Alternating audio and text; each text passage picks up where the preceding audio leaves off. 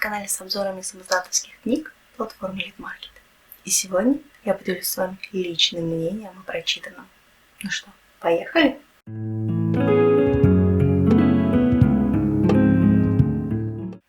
Книга опубликована на сайте Литмаркет в августе этого года. Повествование ведется от третьего лица за 4 героев и рассказывает нам о том, как скрыт от всего мира Китежа назревает революция. Мы знакомимся с Алексом, Жориком и Сергеем, которые занимают далеко не последнее место в организации. По ходу сюжета мы узнаем, как именно они там оказались и почему со временем их значимость изменилась.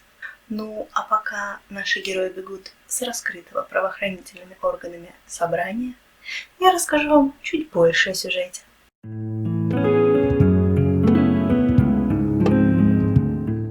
История начинается с того, что мы знакомимся с таинственным лордом Аресом. Точнее, с тем, кто носит его маску, Бенедиктом. И мы тут же узнаем о его цели – вернуть Китежу свободу. По сути, это отвечает на вопрос, почему была создана организация. Но чаще всего интересна не сама цель, а путь к ней. Разве не так?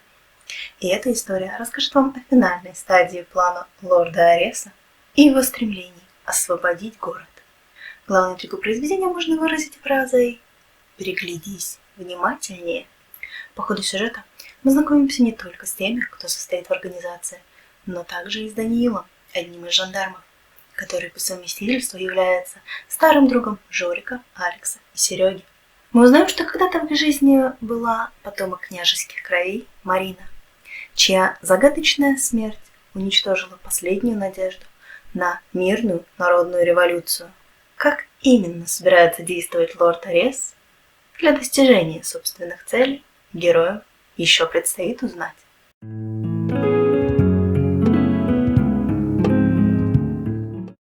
Читается книга очень легко. В историю я погрузилась быстро и практически сразу прониклась симпатией к героям. У каждого из них есть что-то свое, за что можно зацепиться, и с интересом наблюдают за их ростом и судьбой. Название книги нам уже дается намек на противостояние. Но это противостояние не только организации и вечи, но также и некоторых героев. И как разобраться, друзья они или враги? И кто из двух равносильных молодых людей победит в схватке? Да, я люблю эту тему, всегда с интересом читаю книгу, в которой автор постарался рассказать об оборотнях со своей стороны. Мне особенно понравилось противостояние Сергея и Альбиноса. Да, спойлер, Сергей – оборотень. Наравне с внутренним расследованием дел в организации Алекса, это одна из интереснейших, лично для меня, линий. Я с любопытством наблюдала за взаимоотношениями между волком и мальчиком и тем, как они общаются с окружающими их людьми. Я уже не говорю о том, какую роль Альбинос играет в обществе оборотней Китежа. Сейчас кое-что прозвучит немного жутко, но мне понравилось, как смерть Марины повлияла не только на судьбы героев, но и на жизнь целого города.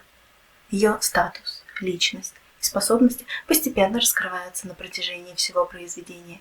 И, к счастью, автор намекает нам в самом конце на развязку таинственной смерти девушки, а также ее причинах.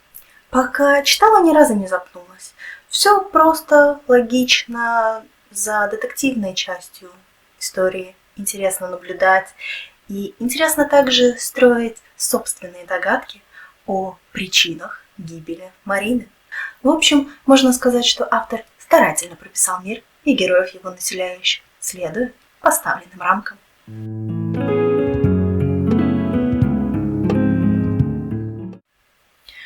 В целом, я их не нашла.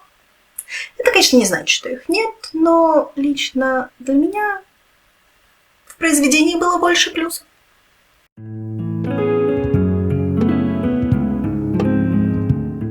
Да, определенно стоит. Вы окунетесь в динамичную историю, которая расскажет вам о любви, дружбе, потерях. Вы можете поймать себя на мысли о том, что хотите знать о героях немножечко больше с каждой главой, И в конце вам, скорее всего, не захочется покидать страницы книги, ведь осталось еще столько неразгаданных тайн. Так что переходите по ссылке в описании.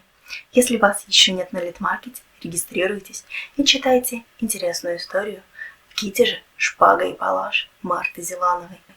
Главное, не забудьте поблагодарить автора за его труд. Если вы напишите хотя бы простое «спасибо», плюсик в карму вам гарантирован. Благодарю за просмотр. И помните, если книга идет с пометкой «Самоздат», это еще не значит, что она плохо написана.